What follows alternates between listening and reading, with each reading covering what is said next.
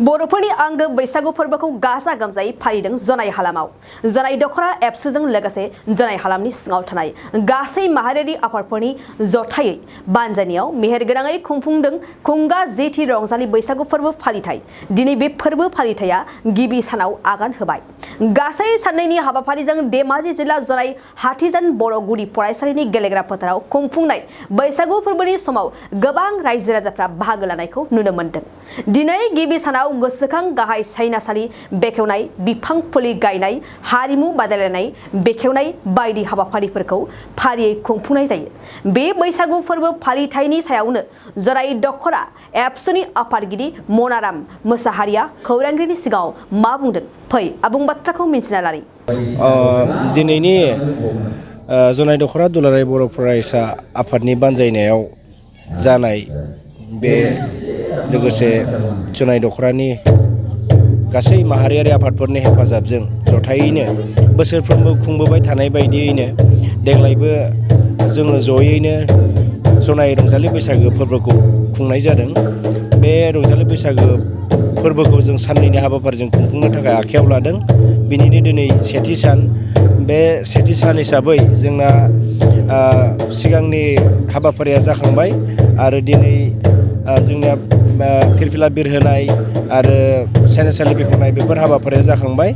दिनैनि हाबाफारि हिसाबै खाम दामनाय, सेरजा हुनाय, सिफुं सुनाय आरो बैसागो मोसानाय बादायलायनाय बेफोरो दिनै दङ आरो गाबोन जायबो आरो गोबां हाबाफारि दङ। नोंथांमोननि आसाया माबायदि जे बेवहाय 35 गामिनिफ्राय गंबेसेसो गामिया बेवहाय बाहागो लाफैबाय? दिनै जोंनि बे बादायलायनायाव जोंनि जनाय दखरानि गोबां गामिनिफ्रायनो बाहागो लाफैदों। दासिम आं मिथिनायाव गं 15सो गामिनिफ्राय बाहागो लाफैदों, आं बेखौ दासिम मिथिना मोन्दों। जनाय दखरा हिसाबै गामियारिनो माबायदि मेसेज हरनो सानो जे बैसागु बोथोरखौ फालिनायाव? बे रंजालि बैसागो बोथोरखौ जोङो बे फोरबोखौ जों फालिनांगोन। मानो होनना बुङोब्ला दिनै जोंना हारिमुवा गैयाब्ला जोङो बर' हिसाबै सिनायथि होनो जों हानाय नङा। बे हिसाबै जोङो दिनै बर'नि कालचारखौ फोथांना लाखिनो थाखायबा जोङो जोंनि गासै गामिनिफ्राय खाम दामनाय, सिफुं सुनाय, सेरजा हुनाय बायदि रोखोमनि दामजुफोर बादायलायनायखौ लाहोनांगोन आरो मोसानायफोरखौ बादायलायनायखौ लाहोनांगोन। अब्लासो जोंनि हारिमुखौ हारिमुवा थांनानै थालांबाय थागोन। दिनै सेथि सानाव सोरखौबाफोर आलासिफोर लेंहरदों नामा ओरैनो? दिनै आलासि हिसाबै दिनै रावबो गैया। माने बेखेवनायफ्राव आलासि जों लेंहरदोंमोन, नाथाय जोंजों हांख्रायहरजानाय माखासे आलासिफोरा माखासे उसुबिदानि थाखाय माखासे आलासिफ्रा नुजाथिफैनो हायाखै आरो। गाबोन जिहेतु नैथि सान, बे नैथि सानाव गेवलां मेल जागोन। गेवलां मेलाव आलासि फैगोन, बिथांनिफ्राय माबायदि बिहोमाखौ हांख्रायो? जोङो गाबोन जिहेतु जोंना माने हारिमु बिलिफां बे समावनो जों गेवलां मेल हिसाबै जों लागोन। बेयाव जोङो गाहाय आलासि महरैबो जों आलासि हांख्रायहरदों आरो माननि आलासि दङ, जर'खा आलासि दङ, माननि आलासि दङ, जर'खा आलासि दङ।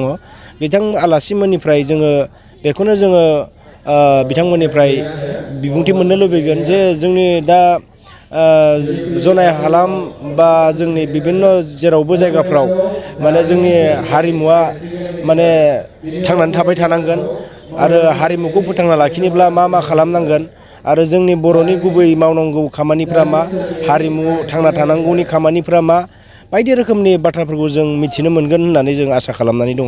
बेनि गेजेरजों जे मैया 4th ग्रेडनि साख्रि जे फरेस्ट डिपार्टमेन्टआव जोंनि जनाय हालामाव साबैसे गथ'फोरखौ खोनानो मोनदों जे साख्रि मोनदों, बिथांमोननिसिम माबायदि हामलायथिनाय? जोंनि जनाय दखरानिफ्राय जा मैया फरेस्ट डिपार्टमेन्टनि आरो एक्साइज डिपार्टमेन्टनिफ्राय मोनसे साख्रिनि जोङो रिजाल्ट मोनदों।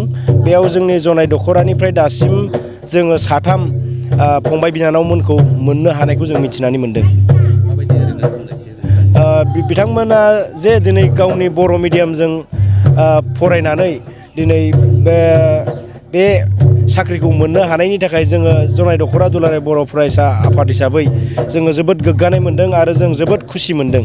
दा दिनै बिथांमोनजोंबो जों माखासे मान बावनाय हाबाफारि जों बिथांमोनखौबो लानाय जागोन आरो। जिसे थाखोआव मुं थिसननो गोनां फरायसाफोरनि थाखाय मोनसे गोनां फोसावथाय। क'क्राझार दा रिलेटिभ पाब्लिक स्कुलाव थाखो 11 सिम मुं थिसननाया सोलिगासिनो। साइन्स आरो आर्ट्स मोन्नैबो आयदायाव थाखो 11 नि मुं थिसननाया सोलिगासिनो। मुं थिसननायजोंनो लोगोसे साइन्स आयदानि फरायसाफोरनो स्कलारशिप टेस्टनि सुबिदा होनाय जागोन। बेनि गेजेराव फरायसाफोरखौ टप 3 सायख'नाय जागोन। 75% आरो स्कलारशिप टेस्टनि काट अफ मार्क जागोन। टपार जानो हानाय फरायसाफोरा 100% स्कलारशिपनि सुबिदा मोननो हागोन। टपार फरायसाफोरनो क'क्राझार दा रिलेटिभ पाब्लिक स्कुला 2 बोसोरनि बेसेन नाङाजासे सोलोंथाइ लानो सुबिदा होगोन। फैगौ 13 मे खालि फुंनि 10 बाजिनिफ्राय 12 बाजिसिम स्कलारशिपनि टेस्टखौ लानाय जागोन। आबुं मिन्थिनो थाखाय 7086401137 नङाब्ला 9435704380 जानबुं अनजिमा आरो relativepublicschool@gmail.com आवबो जगाजग खालामनो हागोन।